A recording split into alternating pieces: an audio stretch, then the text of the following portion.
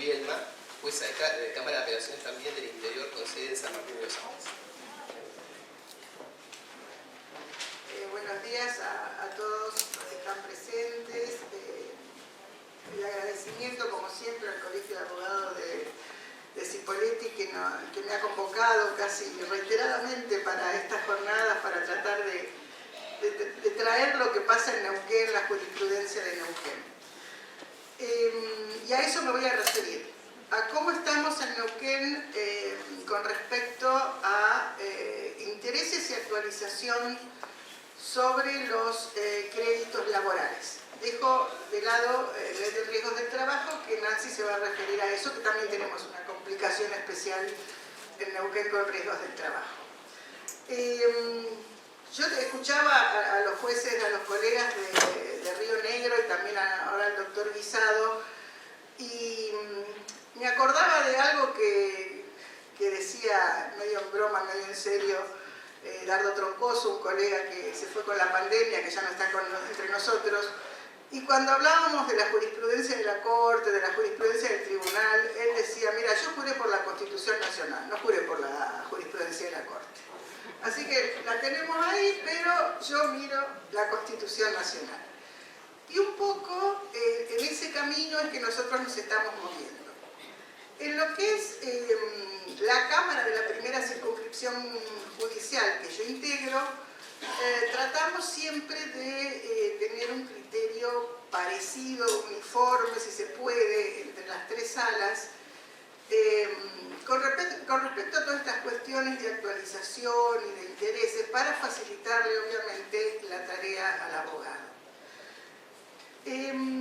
Nos reunimos bastante, charlamos bastante, y yo un poco lo que les voy a contar es como un viaje a esa decisión judicial. ¿Qué es lo que nosotros tenemos en cuenta cuando empezamos a ver que ya la tasa activa de interés de Alosilla no nos servía para mantener el valor del crédito del trabajador? Nosotros hasta el año 2020 veníamos comparando la tasa activa que aplicábamos con los índices de inflación y si bien no era siempre parejo, en general estaban equiparados. Había meses que por ahí la inflación estaba un punto más arriba y otras veces la tasa de interés estaba más arriba que la inflación. Pero a partir del año 2021 empezamos a notar que ya esa tasa de interés activa no servía para mantener el valor del crédito del trabajador. Entonces, en la primera reunión que mantuvimos para ver qué camino abríamos con respecto a esto, porque además teníamos presentaciones de los letrados pidiéndonos que actualizáramos de alguna manera, lleváramos a valores actuales el crédito del trabajador, lo primero que dijimos, ¿por qué tenemos que actualizar? Y bueno, mirá, está el artículo 766 del Código Civil y Comercial, nominalismo. El acreedor se libera dando la misma cantidad de moneda valor nominal. Y agregó alguno de mis compañeros, y el artículo 7 de la ley 23.928, entre los distintos grados de nominalismo, nos coloca en un nominalismo absoluto. No tenemos posibilidad de actualizar, no tenemos por índice de precios, por valores relativos, nada. Toda cláusula de actualización está prohibida. Y, como dijo el doctor Guisado, la Corte ha defendido la validez de esta norma.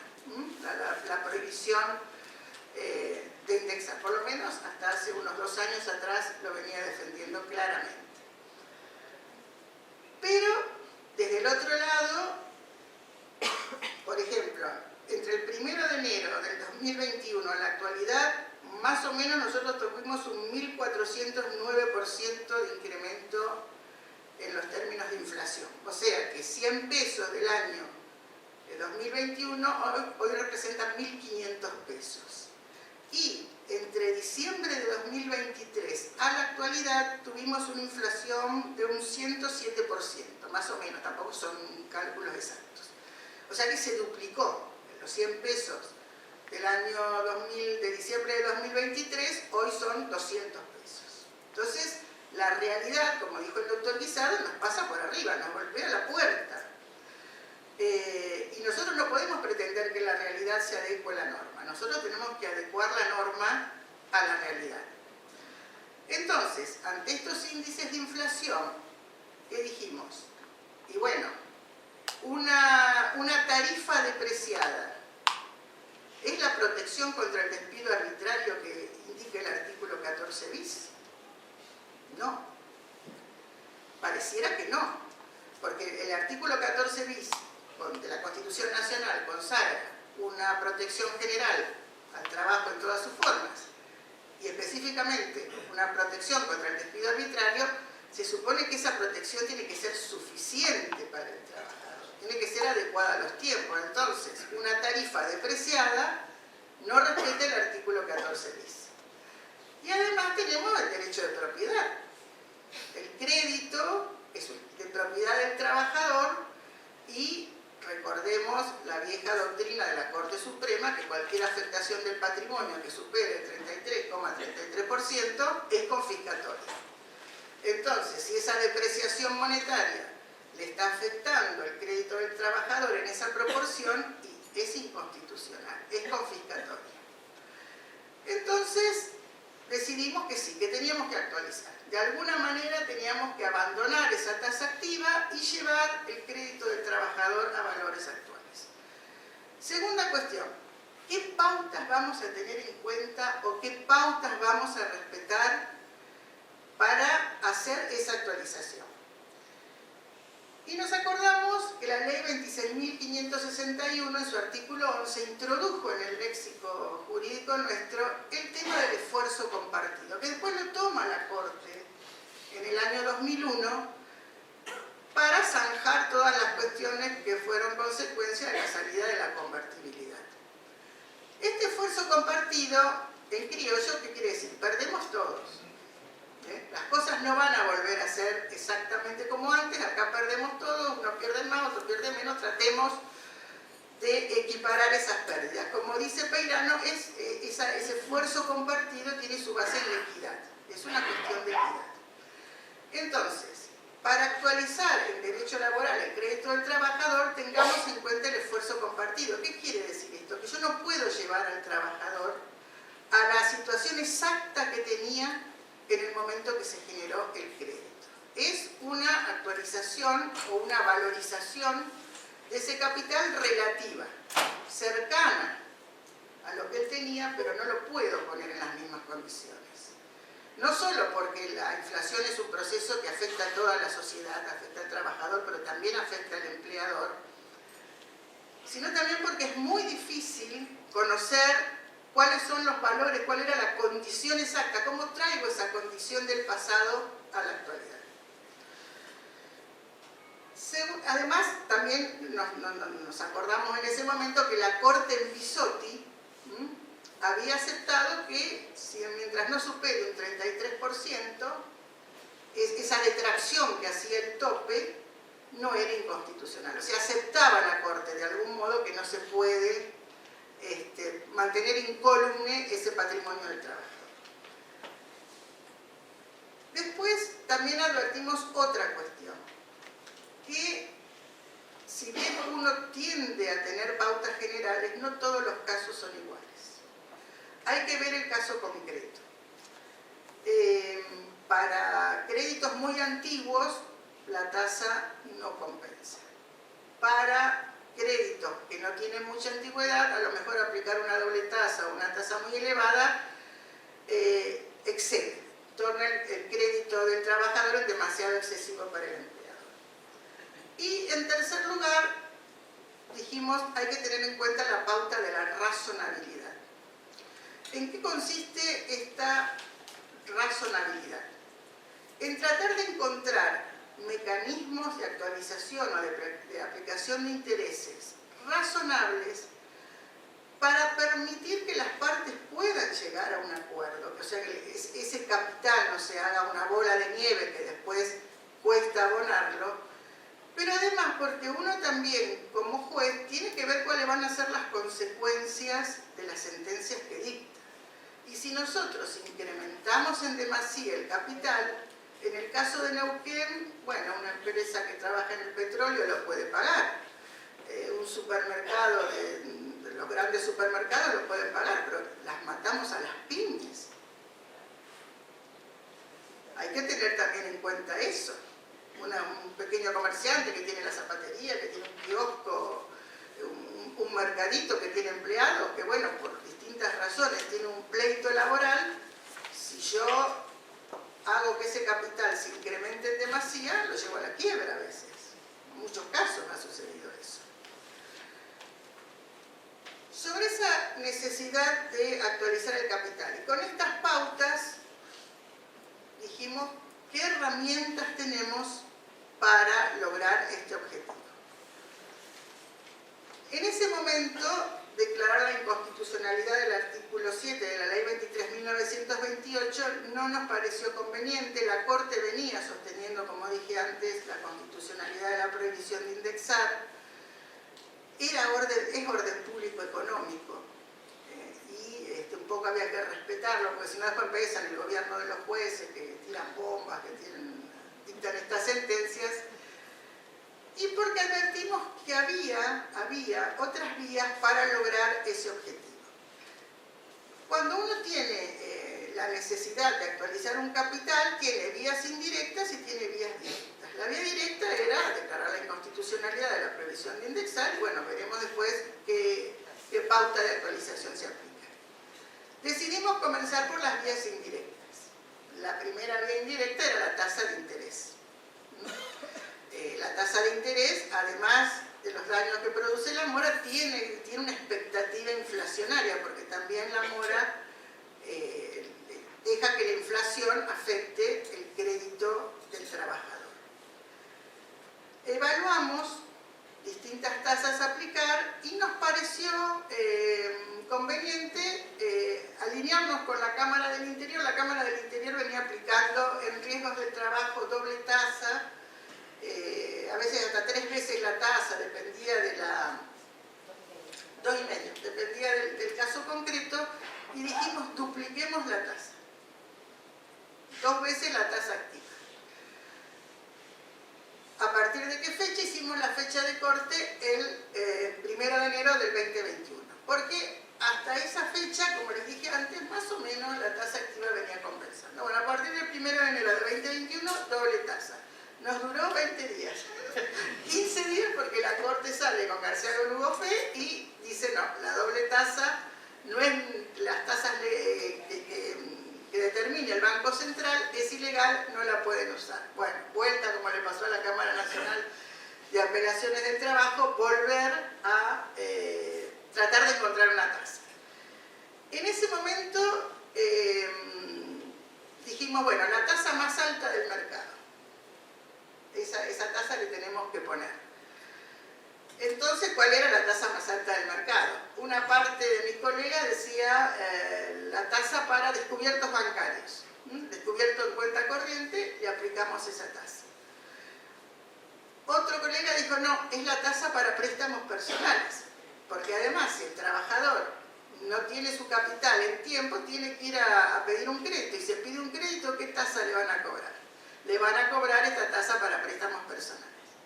En esa reunión estaban presentes con los contadores del gabinete técnico contable, que lo llamamos. No, nos dijeron, la tasa para préstamos personales capitaliza mensualmente. Bueno, dijimos, como el banco determina la tasa, no es problema nuestro. Nosotros la vamos a aplicar linealmente. Vieron que decimos sin capitalizar, linealmente. Bueno, ahí tuvimos un intercambio de opiniones y adoptamos entonces esta tasa efectiva anual para préstamos personales, canal venta sucursales para clientes sin paquete del Banco Provincia del Neuquén, utilizada sin IVA y sin capitalizar. Muy largo, pero ya me lo aprendí. Tantas veces la TEA, es la que está en la página del tribunal. Bueno, hoy estamos utilizando entonces esta tasa efectiva anual. La TEA que está en la página del tribunal, a partir del 1 de enero de 2021. Entonces se aplica esa tasa. También, porque muchas veces esta tasa, como les dije antes, depende de la antigüedad del crédito, no es suficiente. Entonces vimos el tema de la capitalización de intereses. Capitalizando intereses y aplicando la TEA, más o menos la cosa con los créditos antiguos toma color. Y aplicamos el artículo 776 del Código Civil. Capitalizamos, entendiendo la norma como que permite la capitalización desde la mora a la fecha de notificación de la demanda. Entonces, habilitamos la capitalización de intereses desde la fecha de la mora a la fecha de notificación de la demanda y después, una vez que se dicte sentencia y se haga la liquidación, procederá las otras capitalizaciones que prevé la norma. Acá el problema que tenemos es que nosotros entendemos que el pedido de intereses que se hace en la demanda no implica la capitalización, la tienen que pedir expresamente. Si no, ¿por qué? ¿Por qué la tienen que pedir expresamente? Porque no deja de ser anatosismo. Y el anatosismo tiene que ser entendido y aplicado con criterio restrictivo. Entonces me parece que yo, jueza, oficiosamente, no puedo decir, respeto a los colegas que opinan distinto, no puedo decir, no, como pidió intereses también pidió la capitalización. No, pidió intereses. Si quiere la capitalización, que la pida y se la damos. Es más, flexibilizamos el pedido de capitalización hasta el memorial. Lo pueden pedir en el memorial, pero lo tienen que pedir. De oficio la capitalización no se la vamos a dar. También analizamos en su momento, y lo estamos todavía analizando ahora,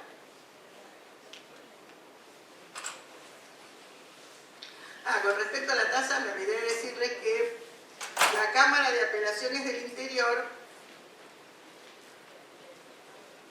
aplica también para los créditos laborales la tasa para alimentos. Vieron que el Banco Central ya reglamentó la tasa por alimentos. En la página del Poder Judicial de Neuquén está donde dice liquidación deudas por alimentos, está esa tasa. También es criterioso porque si los créditos del trabajador, los créditos laborales son alimentarios, tienen carácter alimentario, le podemos aplicar la tasa para los alimentos que reglamenta el Banco Central. Y lo que tenemos en estudio, porque obviamente todos estos mecanismos después llega algún momento en que no nos sirven. Ahora las tasas de interés están bajando. Si bien la inflación también está bajando, puede llegar un momento en que la inflación se estanque o suba y la tasa de interés siga bajando. Entonces ya no nos va a convenir más esta tasa efectiva anual. La solución que estamos viendo es considerar la deuda laboral como una obligación de valor. Les voy a confesar que yo no soy muy partidaria de esta idea. Para mí, si hay una obligación dineraria por excelencia, son los créditos laborales. Es obligación de dar dinero. Pero, estoy pensándolo, que podría considerarse a la tarifa como una obligación de valor. Porque la tarifa que va a proteger contra el despido arbitrario tiene un parámetro que es la remuneración del trabajador, pero no es remuneración, es una tarifa. Entonces podríamos considerar que esa tarifa sea una obligación de valor y por lo tanto yo lo que debo es la tarifa a valores actuales, cuando yo la tenga que pagar. Esto tendría que plantearlo también, estaría interesante que lo plantearan para apreciarnos a nosotros, claro, que no sea el oficio. supongamos que tomo la tarifa como deuda de valor, hasta quizá la remuneración también ya aceptamos como deuda de valor, porque en definitiva la remuneración es la contraprestación por la puesta a disposición del servicio y también tendría que ser a valores actuales cuando se paga. Supongamos que allanamos todo el problema de si encuadra o no en obligaciones de valor. ¿Cuál es el valor que tomamos cuando tengamos que pagar? Bueno, vamos a pagar la tarifa al valor actual. ¿Cuál es el valor actual? Yo le entendí al doctor Guisado que ellos toman ese valor actual como para aplicar el CER o cualquier otro índice de actualización. En realidad nosotros entenderíamos, porque todavía no estamos definidos en nada, que tendría que ser el sueldo actual del puesto de trabajo que tenía el trabajador, con los adicionales personales que tenía el trabajador al momento del despido o al momento en que se originó la deuda. O sea, habría que hacer una liquidación actual con el salario básico, horas extras, los rubros remunerativos que tenga el trabajador en su salario a valores actuales. Lo que por ahí, en mi opinión, complica obtener una base de actualización concreta. Ahí también tendría que haber una actividad probatoria de la parte, me tendría que traer cuál es el salario actual que cobra ese trabajador, podríamos hacer la liquidación y entonces, mediante esa concepción de crédito laboral como deuda de valor, podríamos actualizar o traer a valores actuales ese crédito del trabajador. Y la última opción que tendríamos, si es que el Congreso no legisla nada o el Poder Ejecutivo Nacional no saca ninguna medida como para compensar esta cuestión, es declarar la inconstitucionalidad del artículo 7 de la Ley 23.928 y actualizar lisa y llanamente. Argumentos para declarar la inconstitucionalidad de la ley, es casi una ley que en el momento actual ha caído en desuetudo, porque salvo para los créditos laborales o algún otro crédito, los demás están todos actualizados de hecho o de derecho, porque se habilitan legalmente o porque la gente, la ciudadanía, toma sus recaudos y actualiza las obligaciones. En ese caso, se declararía la inconstitucionalidad del artículo 7 y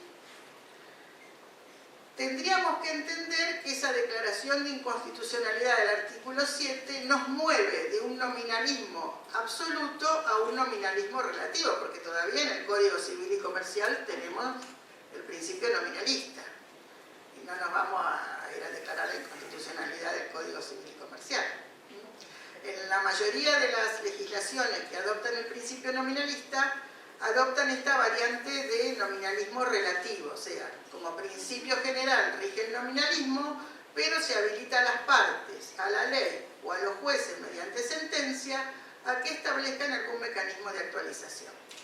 Entonces, como lo que la ley no prohíbe está permitido y el Código no prohíbe, en definitiva, establecer mecanismos de actualización, pero si tiene el principio nominalista, podríamos entender que entonces pasamos a un nominalismo relativo y por sentencia judicial podríamos actualizar las deudas laborales. Primera valla superada. Ahora el tema es cómo las actualizamos, qué tomamos para actualizar las deudas laborales. Uno siempre tiene, por ahí fácilmente va al IPC.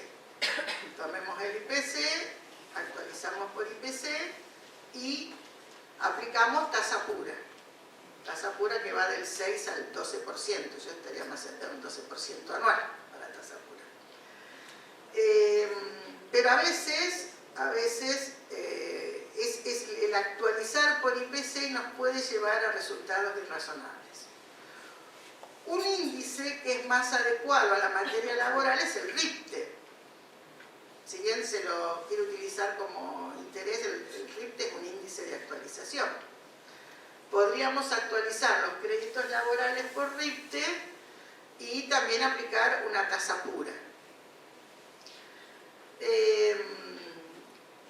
Otra posibilidad es tomar como actualización valores de referencia. Esto quiere decir que yo puedo, por ejemplo, tomar una moneda extranjera, el dólar, que es lo más común, y convertir el crédito del trabajador al momento en que se generó, al momento de la mora, en dólares, y después traer esa suma en dólares y convertirla nuevamente a moneda de curso legal. Eso sería también una pauta de actualización. Acá hay que tener cuidado porque yo no puedo condenar en dólares. El dólar solamente serviría como pauta de actualización. Ahí también tenemos el problema de que con este mercado cambiario que tenemos, ¿qué tipo de cambio vamos a tomar? El blue no, porque es un mercado ilegal, no lo podemos tomar en cuenta. Pero sí podría, nosotros estamos tomando ahora el dólar MEP, con el bono AL30, que es el que requiere menor retención, pero también podría ser el dólar oficial con más el 35% de retención de la FIP y el impuesto país.